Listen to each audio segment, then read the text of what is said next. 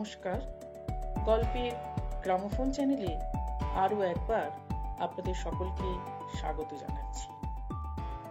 আজ গল্পের গ্রামোফোন চ্যানেলে নিবেদন কথাশিল্পী শ্রী শরৎচন্দ্র চট্টোপাধ্যায়ের লেখা গল্প অনুরাধা। আজকে আমরা গল্পটির প্রথম পর্ব শুনব। এর পরবর্তী ভাগ আমরা শুনতে পাবো পরের দিন আবার এই গল্পের গ্রামোফোন চ্যানেলে। শুরু করছি আজকের গল্পের প্রথম ভাগ। কন্যার বিবাহযোগ্য বয়সের সম্বন্ধে যত মিথ্যা চালানো যায় চালাইয়াও সীমানা ডিঙাইয়াছে। বিবাহের আশাও যে শেষ হইয়াছে। ও মা, সে কি কথা হইতে আরম্ভ করিয়া চোখ টিপিয়া কন্যার ছেলেমেয়ের সংখ্যা জিজ্ঞাসা করিয়াও এখন আর কেউ রস পায় না। সমাজে এ রসিকতাও বাহুল্য হইয়াছে। এমনই দশা অনুরাধার। অথচ ঘটনা সে যুগের নয়, নিতান্তই আধুনিক কালের। এমন দিনেও যে কেবলমাত্র গণ পণ ঠিকুচি কোষ্ঠী ও কুলশীলের যাচাই বাছাই করিতে এমনটা ঘটিল। অনুরাধার বয়স 23 পার হইয়া গেল, বর জুটিল না। এ কথা সহজে বিশ্বাস হয় না, তবু ঘটনা সত্য। সকালে এই গল্পই চলিতেছিল আজ জমিদারের কাছারিতে। নূতন জমিদারের নাম হরিহর ঘোষাল, কলিকাতাবাসী। তার ছোট ছেলে বিজয় আসিয়াছে গ্রামে। বিজয় মুখের চুরুটটা নামাইয়া রাখিয়া জিজ্ঞাসা করিল, কি বললে? গগন চাটুর্যের বোন বাড়ি ছাড়বে না? যে লোকটা খবর আনিয়াছিল সে কহিল, বললে যা বলবার ছোটবাবু এলে তাকেই বলবো। বিজয় ক্রুদ্ধ হইয়া কহিল, তার বলবার আছে কি? এর মানে তাদের বার করে দিতে আমাকে যেতে হবে নিজে, লোক দিয়ে হবে না? লোকটা চুপ করিয়া রইল। বিজয় পুনশ্চ কহিল, বলবার তার কিছুই নেই বিনোদ, কিছুই আমি শুনবো না। তবু তারই জন্য আমাকেই যেতে হবে তার কাছে? তিনি নিজে এসে দুঃখ জানাতে পারবেন না? বিনোদ কহিল, আমি তাও বলেছিলাম।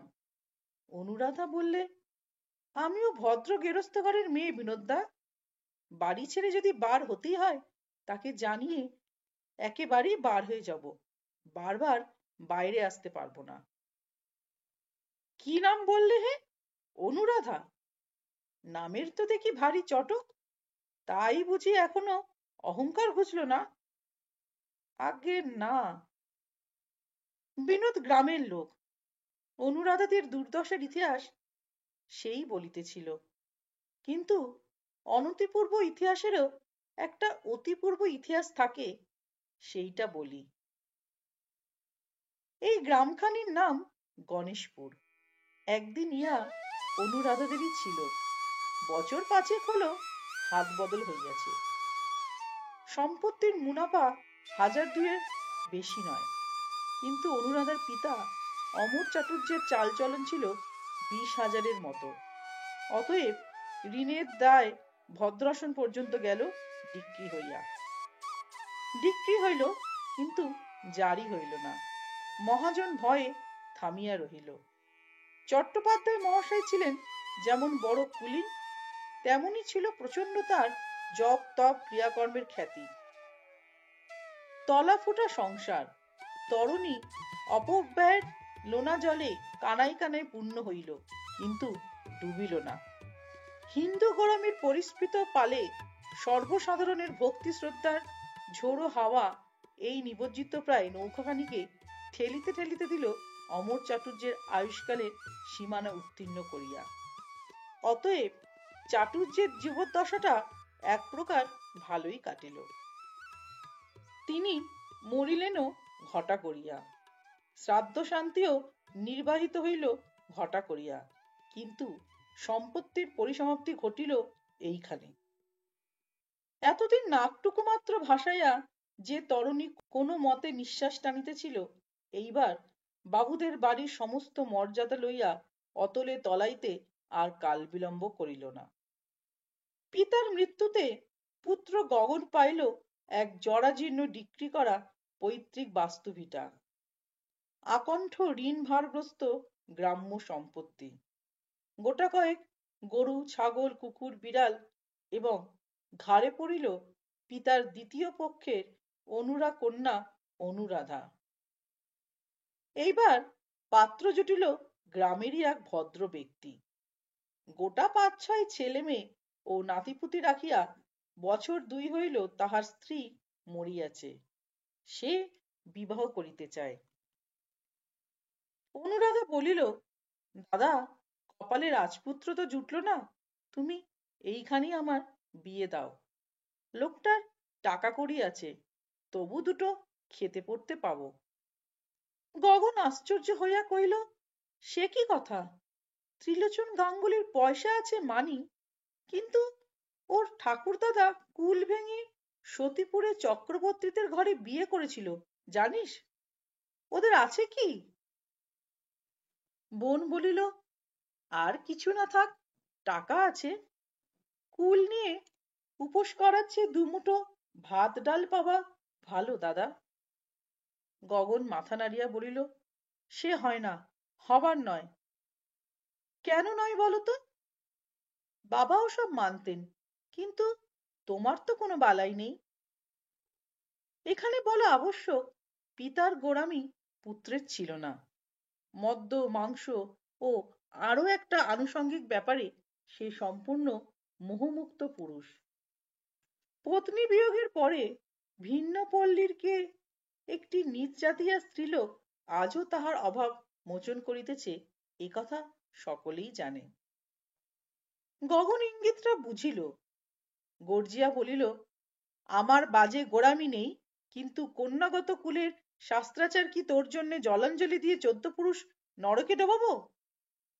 কৃষ্ণের সন্তান, স্বভাব কুলীন আমরা। যা যা, এমন নোংরা কথা আর কখনো মুখে আনিস নে। এই বলিয়া সে রাগ করিয়া চলিয়া গেল। ত্রিলোচন গাঙ্গুলির প্রস্তাবটা এইখানেই চাপা পড়িল। গগন হরিহর ঘোষালকে ধরিয়া পড়িল। কুলীন ব্রাহ্মণকে ঋণমুক্ত করিতে হইবে। কলিকাতায় কাঠের ব্যবসায় হরিহর লক্ষপতি ধনী। একদিন তাহার মাতুলালয় ছিল এই গ্রামে। বাল্যে বাবুদের বহু সুদিন তিনি চোখে দেখিয়াছেন। বহু কাজকর্মে পেট ভরিয়া লুচিমন্ডা আহার করিয়া গিয়াছেন। টাকাটা তাহার পক্ষে বেশি নয়। তিনি সম্মত হইলেন। চাটুজ্যেদের সমস্ত ঋণ পরিশোধ করিয়া হরিহর গণেশপুর ক্রয় করিলেন। কুণ্ডুদের ডিক্রির টাকা দিয়া ভদ্রাসন ফিরাইয়া লইলেন। কেবল মৌখিক শর্ত এই রহিল যে বাহিরের গোটা ২-৩ ঘর কাছারির জন্য ছাড়িয়া দিয়া গগন অন্দরের দিকটায় যেমন বাস করিতেছে তেমনই করিবে। তালুক খরিদ হইল, কিন্তু প্রজারা মানিতে চাহিল না। সম্পত্তি ক্ষুদ্র, আদায় সামান্য, সুতরাং বড় রকমের কোনো ব্যবস্থা করা চলে না। কিন্তু অল্পের মধ্যেই কি কৌশল যে গগন খেলিতে লাগিল, হরিহরের পক্ষে কোনো কর্মচারী গিয়াই গণেশপুরে টিকিতে পারিল না। অবশেষে গগনের নিজেরই প্রস্তাবে সে নিজেই নিযুক্ত হইল কর্মচারী। অর্থাৎ ভূতপূর্ব ভূস্বামী সাজিলেন বর্তমান জমিদারের গোমস্তা। মহাল শাসনে আসিল। হরিহর হাঁপ ফেলিয়া বাঁচিলেন, কিন্তু আদায়ের দিক দিয়া রহিল যথা পূর্বস্থতা পর। ১ পয়সা তহবিলে জমা পড়িল না। এমনি ভাবে গোলেমালে আরো বছর ২ কাটিল। তারপরে হঠাৎ একদিন খবর আসিল, গোমস্তাবাবু গগন চাটুজ্যেকে খুঁজিয়া পাওয়া যাইতেছে না। সদর হইতে হরিহরের লোক আসিয়া খোঁজ খবর তত্ত্ব তল্লাশ করিয়া জানিল, আদায় যাহা হইবার হইয়াছে। সমস্তই গগন আত্মসাৎ করিয়া সম্প্রতি গা ঢাকা দিয়াছে। পুলিশের ডায়েরি, আদালতে নালিশ, বাড়ি খানা তল্লাশি, প্রয়োজনীয় যাহা কিছু সবই হইল, কিন্তু না টাকা না গগন, কাহারও সন্ধান মিলিল না। গগনের ভগিনী অনুরাধা ও দূরসম্পর্কে একটি ছেলে মানুষ ভাগিনীও বাটিতে থাকিত। পুলিশের লোকে তাহাকে বিধিমতো কষামাজা ও নাড়াচাড়া দিল, কিন্তু কোনো তথ্যই বাহির হইল না। বিজয় বিলাত ফেরত। তাহার পুনঃ পুনঃ এক্সামিন ফেল করার রসদ যোগাইতে হরিহরকে অনেক টাকা গুনিতে হইয়াছে। পাশ করিতে সে পারে নাই, কিন্তু বিজ্ঞতার ফলস্বরূপ মেজাজ গরম করিয়া বছর 2 পূর্বে দেশে ফিরিয়াছে। বিজয় বলে, বিলাতে পাশ ফেলের কোনো প্রভেদ নাই, বই মুখস্থ করিয়া পাশ করিতে গাধাতেও পারে। সেই উদ্দেশ্য থাকিলে সে এখানে বসিয়াই বই মুখস্থ করিত, ইউরোপে যাইত না। বাড়ি আসিয়া সে পিতার কাঠের ব্যবসায়ের কাল্পনিক দুরবস্থায় শঙ্কা প্রকাশ করিল এবং এই নড়বড়ে পরপর কারবার ম্যানেজ করিতে আত্মনিয়োগ করিল। কর্মচারী মহলে ইতিমধ্যেই নাম হইয়াছে। কেরানিরা তাহাকে বাঘের মতো ভয় করে। কাজের চাপে যখন নিঃশ্বাস ফেলিবার অবকাশ নাই, এমনই সময় আসিয়া পৌঁছিল গণেশপুরের বিবরণ। সে কহিল, এ তো জানা কথা, বাবা যা করবেন তা এই রকম হতে বাধ্য, কিন্তু উপায় নাই। অবহেলা করিলে চলিবে না, তাহাকে সরেজমিনে নিজে গিয়া একটি বিহিত করিতেই হইবে। এই জন্যই তাহার গণেশপুরে আসা। কিন্তু এই ছোট কাজে বেশি দিন পল্লীগ্রামে থাকা চলে না। যত শীঘ্র সম্ভব একটা ব্যবস্থা করিয়া তাহাকে কলিকাতায় ফিরিতে হইবে। সমস্তই যে একা তাহারই মাথায়। বড় ভাই অজয় অ্যাটর্নি, অত্যন্ত স্বার্থপর, নিজের অফিস ও স্ত্রীপুত্র লইয়াই ব্যস্ত, সংসারের সকল বিষয়ে অন্ধ। শুধু ভাগাভাগির ব্যাপারে তাহার 1 জোড়া চক্ষু 10 জোড়ার কাজ করে। স্ত্রী প্রভাময়ী কলিকাতা বিশ্ববিদ্যালয়ের গ্র্যাজুয়েট। বাড়ির লোকজনের সংবাদ লওয়া তো দূরের কথা, শ্বশুর শাশুড়ি বাঁচিয়া আছে কিনা খবর লইবারও সে বেশি অবকাশ পায় না। গোটা 5-6 ঘর লইয়া বাটির যে অংশে তাহার মহল, সেখানে পরিজন বর্গের গতিবিধি সংকুচিত। তাহার ঝি চাকর আলাদা, উড়ে বেহারা আছে। শুধু বুড়া কর্তার অত্যন্ত নিষেধ থাকায় আজও মুসলিম বাবুর্চি নিযুক্ত হইতে পারে নাই। এই অভাবটা প্রভাকে পীড়া দেয়। আশা আছে শ্বশুর মরিলেই ইহার প্রতিকার হইবে। দেবর বিজয়ের প্রতি তাহার চিরদিনই অবজ্ঞা। শুধু বিলাত প্রত্যাবর্তনের পর মনোভাবের কিঞ্চিত পরিবর্তন দেখা দিয়েছে। 2-4 দিন নিমন্ত্রণ করিয়া নিজে রাধিয়া ডিনার খাওয়াইয়াছে। সেখানে ছোট বোন অনিতার সহিত বিজয়ের পরিচয় হইয়াছে। সে এবার বিএ পরীক্ষায় অনার্সে পাশ করিয়া এমএ পড়ার আয়োজন করিতেছে। বিজয় বিপত্নিক, স্ত্রী মরার পরেই সে বিলাত যায়। সেখানে কি করিয়াছে না করিয়াছে খোঁজ করিবার আবশ্যক নাই। কিন্তু ফিরিয়া পর্যন্ত অনেকদিন দেখা গিয়াছে স্ত্রী জাতি সম্বন্ধে তাহার মেজাজটা কিছু রুক্ষ। মা বিবাহের কথা বলায় সে জোর গলায় আপত্তি জানাইয়া তাহাকে নিরস্ত করিয়াছিল। তখন হইতে অদ্যাবধি প্রসঙ্গটা গোলেমালেই কাটিয়াছে। গণেশপুর আসিয়া একজন প্রজার গোটা 2 ঘর লইয়া বিজয় নূতন কাছারি ফাদিয়া বসিয়াছে। সেরেস্তার কাগজপত্র গগনের গৃহে যাহা পাওয়া গিয়াছে জোর করিয়া এখানে আনা হইয়াছে এবং এখন চেষ্টা চলিতেছে তাহার ভগিনী অনুরাধা এবং দূর সম্পর্কের সেই ভাগিনী ও ছোড়াটাকে বহিষ্কৃত করার। বিনোদ ঘোষের সহিত এইমাত্রই সেই পরামর্শ হইতেছিল। কলিকাতা হইতে আসিবার সময় বিজয় তাহার 7-8 বছরের ছেলে কুমারকে সঙ্গে আনিয়াছে। পল্লীগ্রামে সাপ খোপ বিছা ব্যাঙের ভয়ে মা আপত্তি করিলে বিজয় বলিয়াছিল, মা, তোমার বড় বউয়ের প্রসাদে তোমার নাড়ুগোপাল নাতি নাতনির অভাব নেই, কিন্তু এটাকে আর তা করো না, আপদে বিপদে মানুষ হতে দাও। শোনা যায় বিলাতের সাহেবরাও নাকি ঠিক এমনই বলিয়া থাকে, কিন্তু সাহেবদের কথা ছাড়াও এক্ষেত্রে একটু গোপন ব্যাপার আছে। বিজয় যখন বিলাতে, তখন মাতৃহীন ছেলেটার একটু অযত্নেই দিন গিয়াছে। তাহার ভগ্ন স্বাস্থ্য। পিতামহী অধিকাংশ সময় থাকেন শয্যাগত। সুতরাং যথেষ্ট বিত্ত বিভব থাকা সত্ত্বেও কুমারকে দেখিবার কেহ ছিল না। কাজেই দুঃখে কষ্টেই সে বেচারা বড় হইয়াছে। বিলাত হইতে বাড়ি ফিরিয়া এই খবরটা বিজয়ের কানে গিয়াছিল। গণেশপুরে আসিবার কালে বৌদিদি হঠাৎ দরদ দেখাইয়া বলিয়াছিল, ছেলেটা সঙ্গে যাচ্ছে ঠাকুরপো, পাড়াগা জায়গা, একটু সাবধানে থেকো। কবে ফিরবে? যত শীঘ্র পারি। শুনেছি আমাদের সেখানে একটা বড় বাড়ি আছে, বাবা কিনেছিলেন। কিনেছিলেন, কিন্তু কেনা মানেই থাকা নয় বৌদি। বাড়ি আছে, কিন্তু দখল নেই। কিন্তু তুমি যখন নিজে যাচ্ছ ঠাকুরপো, তখন দখলে আসতেও দেরি হবে না। আশা তো তাই করি। দখলে এলে কিন্তু একটা খবর দিও। কেন বৌদি? ইহার উত্তরে প্রভা বলিয়াছিল, এই তো কাছে, পাড়াগা কখনো চোখে দেখিনি, গিয়ে একদিন দেখে আসবো। অনুরও কলেজ বন্ধ, সেও হয়তো সঙ্গে যেতে চাইবে। এ প্রস্তাবে বিজয় পুলকিত হইয়া বলিয়াছিল, আমি দখল নিয়েই তোমাকে খবর পাঠাবো বৌদি। তখন কিন্তু না বলতে পারবে না। বোনটিকে সঙ্গে নেওয়া চাই। অনিতা যুবতী, সে দেখিতেও সুশ্রী ও অনার্সে বিএ পাশ করিয়াছে।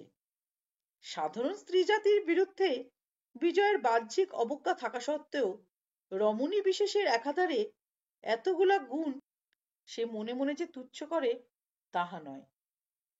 সেখানে শান্ত পল্লীর নির্জন প্রান্তরে কখনো বা প্রাচীন বৃক্ষ ছায়াচ্ছন্ন সংকীর্ণ গ্রাম্য পথের একান্তে সহসা মুখোমুখি আসিয়া পড়ার সম্ভাবনা তাহার মনের মধ্যে সেদিন বারবার করিয়া দোল দিয়া গিয়াছিল। বিজয়ের পরনে খাঁটি সাহেবী পোশাক, মাথায় শোলার টুপি, মুখে কড়া চুরুট, পকেটে রিভলভার। চেরির ছড়ি ঘুরাইতে ঘুরাইতে বাবুদের বাড়ির সদর বাটিতে আসিয়া প্রবেশ করিল। সঙ্গে মস্ত লাঠি হাতে দুজন হিন্দুস্তানি দারোয়ান, অনেকগুলি অনুগত প্রজা, বিনোদ ঘোষ ও পুত্র কুমার। সম্পত্তি দখল করার ব্যাপারে যদিচ হাঙ্গামার ভয় আছে, তথাপি ছেলেকে নাড়ুগোপাল করার পরিবর্তে মজবুত করিয়া গড়িয়া তোলার এ হইল বড় শিক্ষা। তাই ছেলেও আসিয়াছে সঙ্গে। বিনোদ কিন্তু বরাবর ভরসা দিয়াছে যে অনুরাধা একাকী স্ত্রীলোক, কোনো মতেই জোরে পারিবে না। তবু রিভলভার যখন আছে, তখন সঙ্গে লওয়াই ভালো। বিজয় বলিল, মেয়েটা শুনেছি ভারী বজ্জাত, লোক জড়ো করে তুলতে পারে। ওই তো গগন চাটুর্যের পরামর্শদাতা, স্বভাব চরিত্র মন্দ। বিনোদ বলিল, আজ্ঞে তা তো শুনিনি। আমি শুনেছি। কোথাও কেহ নাই। শূন্য প্রাঙ্গণে দাঁড়াইয়া বিজয় চারিদিকে চাহিয়া দেখিল। বাবুদের বাড়ি বলা যায় বটে। সম্মুখে পূজার দালান, এখনো ভাঙে নাই, কিন্তু জীর্ণতার শেষ সীমায় পৌঁছিয়াছে। একপাশে সারি সারি বসিবার ঘর ও বৈঠকখানার দশা একই। পায়রা চড়াই ও চামচিকায় স্থায়ী আশ্রয় বানিয়াছে। দারোয়ান হাঁকিল, কই হ্যাঁ? তাহার সম্ভ্রমবিহীন চড়া গলার চিৎকারে বিনোদ ঘোষ ও অন্যান্য অনেকেই যেন লজ্জায় সংকুচিত হইয়া পড়িল। বিনোদ বলিল, রাধু দিদিকে আমি গিয়া খবর দিয়ে আসছি বাবু, বলিয়া ভিতরে চলিয়া গেল। তাহার কণ্ঠস্বর ও বলার ভঙ্গিতে বোঝা গেল আজও এবারই অমর্যাদা করিতে তাহাদের বাধে। অনুরাধা রাঁধিতে ছিল। বিনোদ গিয়া সবিনয়ে জানাইল, দিদি, ছোটবাবু বাইরে এসেছেন। সে দুর্দৈব প্রত্যয় আশঙ্কা করিতেছিল। হাত ধুইয়া উঠিয়া দাঁড়াইল, সন্তোষকে ডাকিয়া কইল, বাইরে একটা শতরঞ্জি পেতে দিয়ে এসো বাবা, বলো গে মাসিমা আসছেন। বিনোদকে বলিল, আমার বেশি দেরি হবে না, বাবু রাগ করেন না যেন বিনোদদা, আমার হয়ে তাকে বসতে বলো গে। বিনোদ লজ্জিত মুখে কহিল, কি করব দিদি, আমরা গরিব প্রজা, জমিদার হুকুম করলে না বলতে পারি নে, কাজেই। সে আমি বুঝি বিনোদদা। বিনোদ চলিয়া গেল। বাহিরে শতরঞ্জি পাতা হইল, কিন্তু কেহ তাহাতে বসিল না। বিজয় ছড়ি ঘুরাইয়া পাইচারি করিতে করিতে চুরুট টানিতে লাগিল। মিনিট পাঁচেক পরে সন্তোষ বাহিরে আসিয়া ইঙ্গিতে দ্বারের প্রতি চাহিয়া সভয়ে কহিল, মাসিমা এসেছেন। বিজয় থমকিয়া দাঁড়াইল। ভদ্রঘরের কন্যা, তাহাকে কি বলিয়া সম্বোধন করা উচিত সে দ্বিধায় পড়িল। কিন্তু দৌর্বল্য প্রকাশ পাইলে চলিবে না। অতএব পুরুষ কণ্ঠে অন্তরালবর্তিনীর উদ্দেশ্যে কহিল, এবারই আমাদের, তুমি জানো? উত্তর আসিল, জানি। তবে ছেড়ে দিচ্ছ না কেন? অনুরাধা তেমনি আড়ালে দাঁড়াইয়া বোনপোর জমানি বক্তব্য বলিবার চেষ্টা করিল। কিন্তু ছেলেটা চালাক চৌকস নয়। নতুন জমিদারের কড়া মেজাজের জনশ্রুতিও তাহার কানে পৌঁছিয়াছে।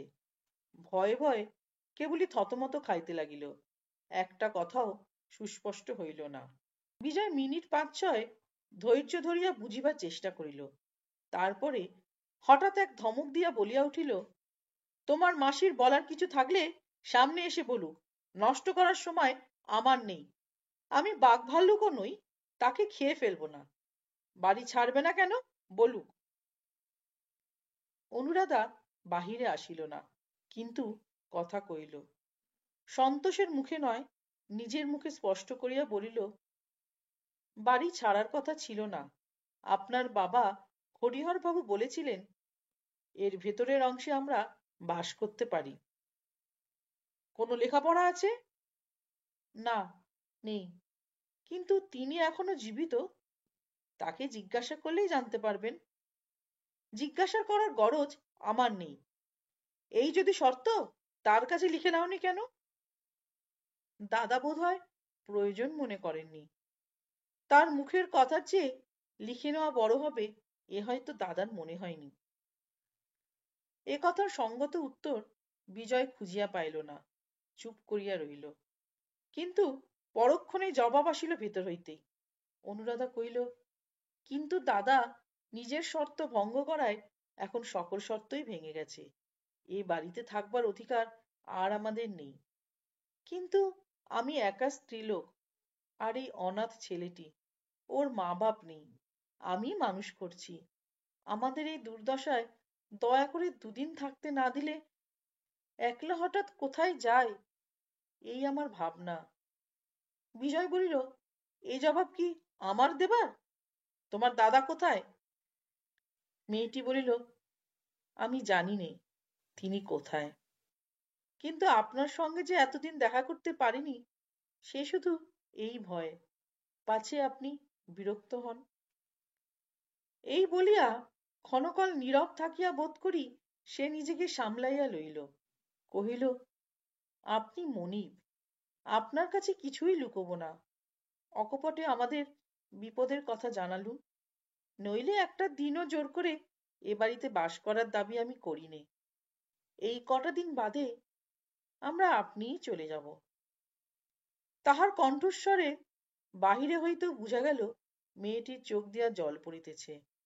বিজয় দুঃখিত হইল, মনে মনে খুশিও হইল। সে ভাবিয়াছিল, ইহাকে বেদখল করিতে না জানি কত সময় ও কত হাঙ্গামায় পোহাইতে হইবে, কিন্তু কিছুই হইল না। সে অশ্রুজলে শুধু দয়া ভিক্ষা চাহিল। তাহার পকেটের পিস্তল এবং দারোয়ানদের লাঠিসোঁটা তাহাকে গোপনে তিরস্কার করিল। কিন্তু দুর্বলতা প্রকাশ করাও চলে না। বলিল, থাকিতে দিতে আপত্তি ছিল না, কিন্তু বাড়িতে আমার নিজের বড় দরকার। যেখানে আছি সেখানে খুব অসুবিধে। তাছাড়া আমাদের বাড়ির মেয়েরা একবার দেখতে আসতে চান। মেয়েটি বলিল, বেশ তো, আসুন না। বাইরের ঘরগুলোতে আপনি স্বচ্ছন্দে থাকতে পারেন, এবং ভিতরের দোতলায় অনেকগুলো ঘর, মেয়েরা অনায়াসে থাকতে পারবেন, কোনো কষ্ট হবে না।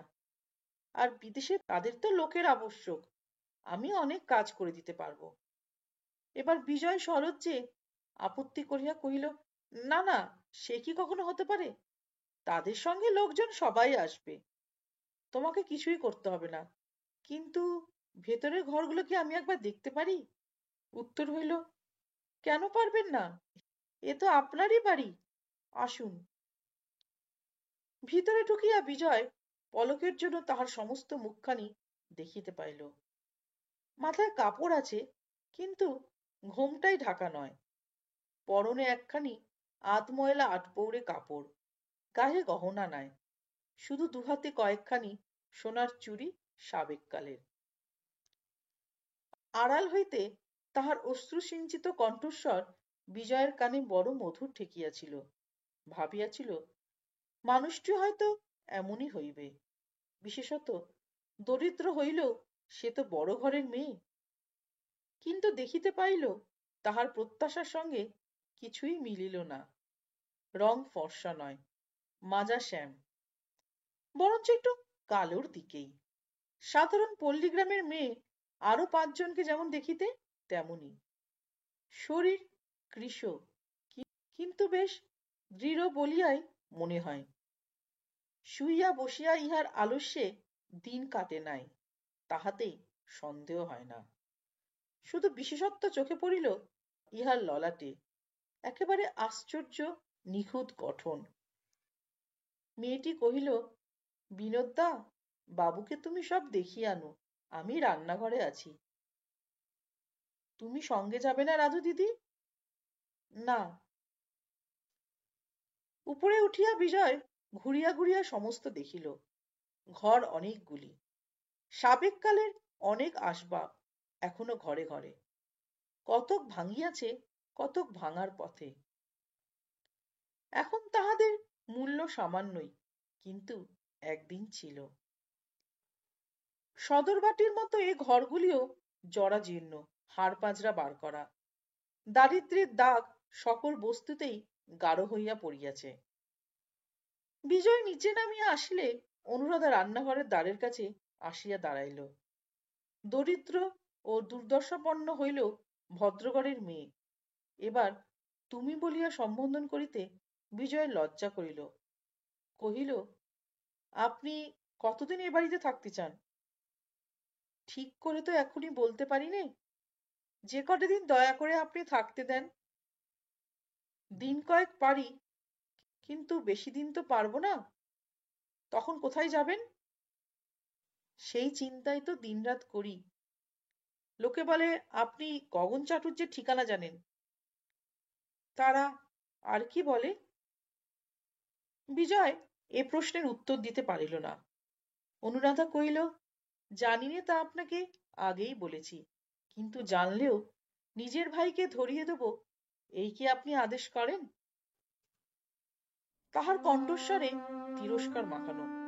বিজয় ভারী অপ্রতিভ হইল, বুঝিল আভিজাত্যের চিহ্ন ইহার মন হইতে এখনো বিলুপ্ত হয় নাই।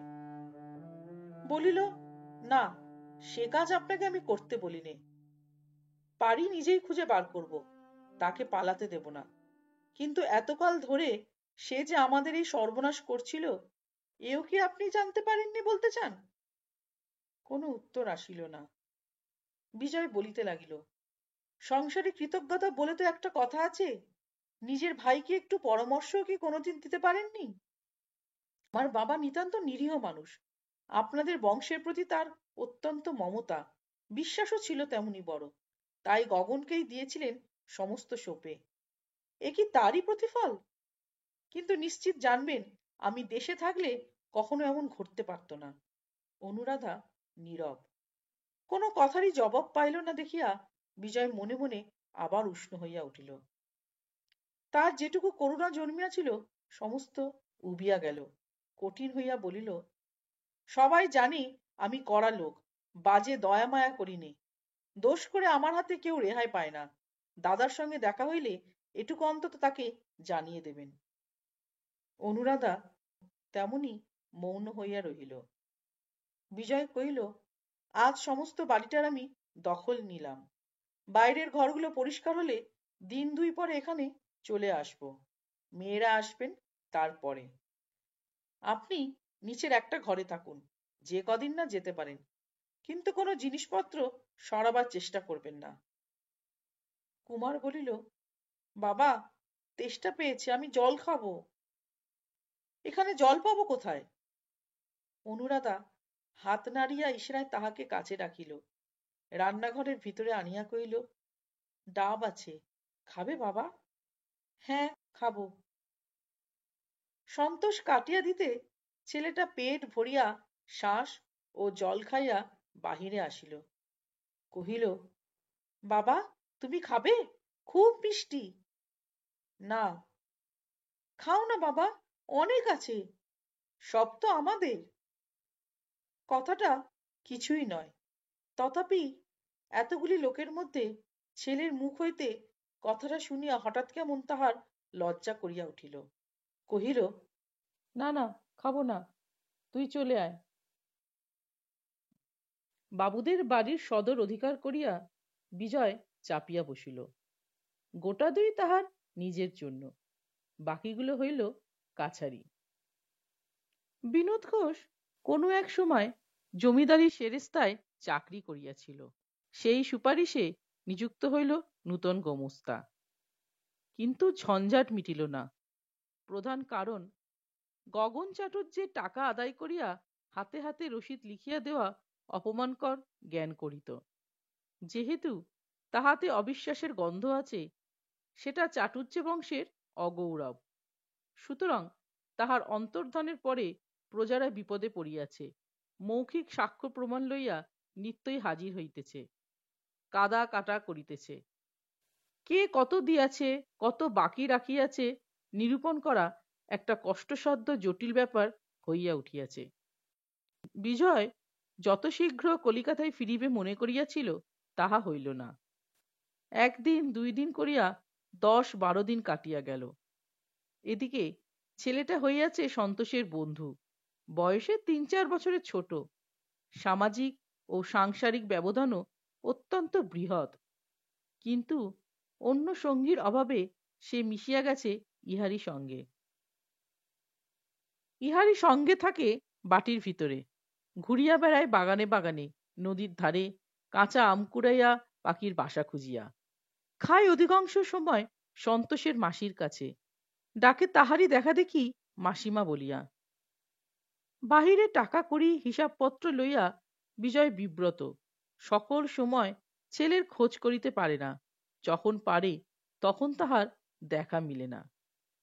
হঠাৎ কোনোদিন হয়তো বকাঝকা করে, রাগ করিয়া কাছে বসাইয়া রাখে, কিন্তু ছাড়া পাইলেই ছেলেটা দৌড় মারে মাসিমার রান্নাঘরে। সন্তোষের পাশে বসিয়া খায় দুপুরবেলা ভাত, বিকালে তাহারই সঙ্গে ভাগাভাগি করিয়া লয় রুটি ও নারিকেল নাড়ু। সেদিন বিকেলে লোকজন তখনও কেহ আসিয়া পৌঁছায় নাই। বিজয় চা খাইয়া চুরুট ধরাইয়া ভাবিল, নদীর ধারটা খানিক ঘুরিয়া আসে। হঠাৎ মনে পড়িল, সমস্ত দিন ছেলেটার দেখা নাই। পুরাতন চাকরটা দাঁড়াইয়া ছিল। জিজ্ঞাসা করিল, কুমার কোথায় রে? সে ইঙ্গিতে দেখাইয়া কহিল, বাড়ির মধ্যে। ভাত খেয়েছিল? না। জোর করে ধরে এনে খাওয়াসটা কেন? এখানে খেতে চায় না, রাগ করে ছড়িয়ে ফেলে দেয়। কাল থেকে আমার সঙ্গে ওর খাবার জায়গা করে দিস। এই বলিয়া কি ভাবিয়া আর সে বেড়াইতে গেল না, সোজা ভিতরে গিয়া প্রবেশ করিল। সুদীর্ঘ প্রাঙ্গণের অপর প্রান্ত হইতে পুত্রের কণ্ঠস্বর কানে গেল, মাসিমা, আর একখানা রুটি আর দুটো নারকেল নাড়ু দাও শিগগির। যাহাকে আদেশ করা হইল সে কহিল, নেবে আয়না বাবা, তোদের মতো আমি কি গাছে উঠতে পারি? জবাব হইল, পারবে মাসিমা, কিছু শক্ত নয়। এই মোটা ডালটায় পা দিয়ে ওই ছোট ডালটা ধরে এক টান দিলেই উঠে পড়বে। বিজয় বিজয় কাছে আসিয়া দাঁড়াইল। রান্নাঘরের সম্মুখে একটা বড় আম গাছ, তাহার দুদিকের দুই মোটা ডালে বসিয়া কুমার ও বন্ধু সন্তোষ। পা ঝুলাইয়া গুড়িতে ঠেস দিয়া উভয়ের ভোজন কার্য চলিতেছে। তাহাকে দেখিয়া দুজনেই ত্রস্ত হইয়া উঠিল। অনুরাধা রান্নাঘরের দ্বারের অন্তরালে সরিয়া দাঁড়াইল। বিজয় জিজ্ঞাসা করিল, ওই কি ওদের খাবার জায়গা নাকি? কেহ উত্তর দিল না। বিজয় অন্তরালবর্তিনীকে উদ্দেশ্য করিয়া বলিল, আপনার ওপর দেখছি ও খুব অত্যাচার করছে। এবার অনুরাধা মৃদুকণ্ঠে জবাব দিল, বলিল, হ্যাঁ। তবু তো প্রশ্রয় কম দিচ্ছেন না। কেন দিচ্ছেন? না দিলে আরো বেশি উপদ্রব করবে সেই ভয়ে। কিন্তু বাড়িতে তো এরকম উৎপাত করে না শুনেছি। হয়তো করে না, ওর মা নেই, ঠাকুরমা প্রায় শয্যাগত, বাপ থাকেন বাইরে কাজকর্ম নিয়ে। উৎপাত করবে কার উপর? বিজয় ইহা জানে না তাহা নয়, তথাপি ছেলেটার যে মা নাই এই কথাটা পরের মুখে শুনিয়া তাহার ক্লেশ বোধ হইল। কহিল, আপনি দেখছি অনেক বিষয় জানেন। কে বললে আপনাকে? কুমার? অনুরাধা ধীরে ধীরে কহিল, বলবার বয়স ওর হয়নি, তবু ওর মুখ থেকেই শুনতে পায়। দুপুরবেলা রোদ্দুরে ওদের আমি বেরোতে দিইনি, তবু ফাঁকি দিয়ে পালায়। যেদিন পারে না আমার কাছে শুয়ে বাড়ির গল্প করে। বিজয় তাহার মুখ দেখিতে পাইল না, কিন্তু সেই প্রথম দিনটির মতো আজও সেই কণ্ঠস্বর বড় মধুর লাগিল। তাই বলবার জন্য নয়, কেবল শোনার জন্যই কহিল, এবার বাড়ি ফিরে গিয়ে ওর মুশকিল হবে। কেন? তার কারণ উপদ্রব জিনিসটা নেশার মতো, না পেলে কষ্ট হয়, শরীর আইঢাই করে। কিন্তু সেখানে ওর নেশার খোরাক জোগাবে কে? দুদিনেই তো পালাই পালাই করবে। অনুরাধা আস্তে আস্তে বলিল, না, ভুলে যাবে। কুমার, নেবে এসো বাবা, রুটি নিয়ে যাও। কুমার বাটি হাতে করিয়া নামিয়া আসিল এবং মাসির হাত হইতে আরো কয়েকটা রুটি ও নারিকেল নাড়ু লইয়া তাহারই গা ঘেঁষিয়া দাঁড়াইয়া আহার করিতে লাগিল। গাছে উঠিল না। বিজয় চাহিয়া দেখিল, সেগুলি তাহাদের ধনী গৃহের তুলনায় পদ গৌরবে যেমনই হীন হোক, সত্যকার মর্যাদায় কিছুমাত্র খাটো নয়। কেন যে ছেলেটা মাসি রান্নাঘরের প্রতি এত আসক্ত, বিজয় তাহার কারণ বুঝিল। সে ভাবিয়া আসিয়াছিল, কুমারের লুব্ধতায় তাহার অহেতুক ও অতিরিক্ত ব্যয়ের কথা তুলিয়া প্রচলিত শিষ্টবাক্যে পুত্রের জন্য সংকোচ প্রকাশ করিবে এবং করিতেও যাইতেছিল, কিন্তু বাধা পড়িল।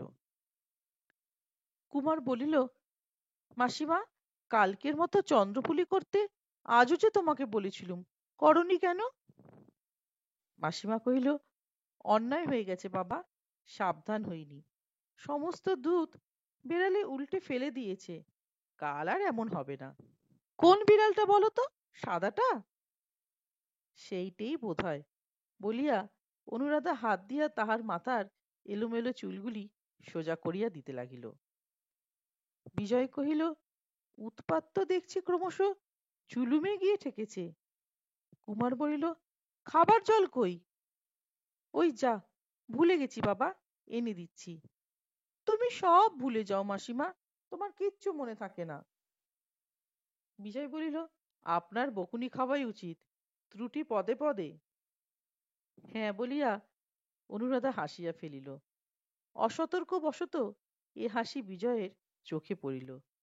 পুত্রের অবৈধ আচরণের ক্ষমা ভিক্ষা করা আর হইল না, পাছে তাহার ভদ্র বাক্য অভদ্র ব্যঙ্গের মতো শোনায়, পাছে এই মেয়েটির মনে হয় তাহার দৈন্য ও দুর্দশাকে সে কটাক্ষ করিতেছে। পরের দিন দুপুরবেলা অনুরাধা কুমার ও সন্তোষকে ভাত বাড়িয়া দিয়া তরকারি পরিবেশন করিতেছে। তাহার মাথার কাপড় খোলা, গায়ের বস্ত্র অসংবৃত। অকস্মাৎ দ্বার প্রান্তে মানুষের ছায়া পড়িতে অনুরাধা ফিরিয়া চাহিয়া দেখিল ছোট বাবু। শশব্যস্তে মাথার আঁচল তুলিয়া দিয়া উঠিয়া দাঁড়াইল। বিজয় বলিল, একটা অত্যন্ত জরুরি পরামর্শের জন্য আপনার কাছে এলুম। বিনোদ ঘোষ গ্রামের লোক, অনেকদিন দেখছেন। ও কি রকম লোক বলতে পারেন? ওকে গণেশপুরে নতুন গোমস্তা বহাল করেছি। সম্পূর্ণ বিশ্বাস করা যায় কি না আপনার কি মনে হয়? বিনোদ 1 সপ্তাহের অধিক কাজ করিতেছে, যথাসাধ্য ভালো কাজই করিতেছে, কোনো গোলযোগ ঘটায় নাই। সহসা হন্তদন্ত হইয়া তাহার চরিত্রের খোঁজ তল্লাশ করিবার এখনই কি প্রয়োজন হইল অনুরাধা ভাবিয়া পাইল না। মৃদু কণ্ঠে জিজ্ঞাসা করিল, বিনোদদা কি কিছু করেছেন? এখনো কিছু করেনি, কিন্তু সতর্ক হওয়া তো প্রয়োজন। তাকে ভালো লোক বলেই তো জানি। সত্যি জানেন, না নিন্দে করবেন না বলেই ভালো বলছেন? আমার ভালো মন্দ বলার কি কিছু দাম আছে? আছে বই কি, সে যে আপনাকেই প্রামাণ্য সাক্ষী মেনে রেখেছে। অনুরাধা একটু ভাবিয়া বলিল, উনি ভালো লোকই বটে, শুধু একটু চোখে রাখবেন। নিজের অবহেলায় ভালো লোকও মন্দ হয়ে ওঠা অসম্ভব নয়। বিজয় কহিল, সত্যি তাই। কারণ অপরাধের হেতু খুঁজতে গেলে অনেক ক্ষেত্রেই অবাক হতে হয়। ছেলেকে উদ্দেশ্য করিয়া বলিল, তোর ভাগ্য ভালো যে হঠাৎ এক মাসিমা পেয়ে গেছিস, নইলে এই বনবাদারের দেশে অর্ধেক দিন না খেয়ে কাটাতে হতো। অনুরাধা আস্তে আস্তে জিজ্ঞাসা করিল, আপনার কি এখানে খাবার কষ্ট হচ্ছে? বিজয় হাসিয়া বলিল, না, এমনিই বললুম। চিরকাল বিদেশে বিদেশে কাটিয়েছি, খাবার কষ্ট বড় গ্রাহ্য করিনে, বলিয়া চলিয়া গেল। অনুরাধা জানলার ফাঁক দিয়া দেখিল তাহার স্নান পর্যন্ত এখনো হয় নাই। এ বাড়িতে আসিয়া একটা পুরাতন আরাম কেদারা জোগাড় হইয়াছিল। বিকালের দিকে তাহারই 2 হাতলে পা ছড়াইয়া দিয়া বিজয় চোখ বুজিয়া চুরুট টানিতেছিল। কানে গেল, বাবু মশাই। চোখ মেলিয়া দেখিল অনতিদূরে দাঁড়াইয়া এক বৃদ্ধ ভদ্রলোক তাহাকে সসম্মানে সম্বোধন করিতেছে। বিজয় উঠিয়া বসিল। ভদ্রলোকের বয়স 60-এর ওপর গিয়াছে, কিন্তু দিব্য গোলগাল, বেঁটেকাটো শক্ত সমর্থ দেহ। গোঁফ পাকিয়া সাদা হইয়াছে, কিন্তু মাথায় প্রশস্ত টাকের আশেপাশে চুলগুলি ভ্রমর কৃষ্ণ। সম্মুখের গোটা কয়েক ছাড়া দাঁতগুলি প্রায় সমস্তই বিদ্যমান। গায়ে তসরের কোট, গরদের চাদর, পায়ে চীনা বাড়ির বার্নিশ করা জুতা। ঘড়ির সোনার চেন হইতে সোনা বাঁধানো বাঘের নখ ঝুলিতেছে। পল্লী অঞ্চলে ভদ্রলোকটিকে অবস্থাপন্ন বলিয়াই মনে হয়। পাশে একটা ভাঙা টুলের ওপর বিজয়ের চুরুটের সাজ সরঞ্জাম থাকিত, সরাইয়া লইয়া তাহাকে বসিতে দিল। ভদ্রলোক বসিয়া বলিলেন, নমস্কার বাবু। বিজয় কহিল, নমস্কার। আগন্তুক বলিলেন, আপনারা গ্রামের জমিদার। মহাশয়ের পিতা ঠাকুর হচ্ছেন কৃতি ব্যক্তি, লক্ষপতি। নাম করলে সুপ্রভাত হয়, আপনি তারই সুসন্তান। স্ত্রীলোকটিকে দয়া না করলে সে যে ভেসে যায়। কে স্ত্রীলোক? কত টাকা বাকি? ভদ্রলোক বলিলেন, টাকার ব্যাপার নয়। স্ত্রীলোকটি হচ্ছেন ঈশ্বর অমর চাটুর্যের কন্যা, প্রাতঃস্মরণীয় ব্যক্তি, গগন চাটুর্যের বইমাত্র ভগিনী। এ তার পৈতৃক গৃহ। সে থাকবে না, চলে যাবে। তার ব্যবস্থাও হয়েছে, কিন্তু আপনি যে তারে ঘাড়ে ধরে তাড়িয়ে দিচ্ছেন, এ কি মশায়ের কর্তব্য? এই অশিক্ষিত বৃদ্ধের প্রতি ক্রোধ করা চলে না, বিজয় মনে মনে বুঝিল। কিন্তু কথা বলার ধরনে জ্বলিয়া গেল। কহিল, আমার কর্তব্য আমি বুঝব, কিন্তু আপনি কে যে তার হয়ে ওকালতি করতে এসেছেন? বৃদ্ধ বলিলেন, আমার নাম ত্রিলোচন গাঙ্গুলি।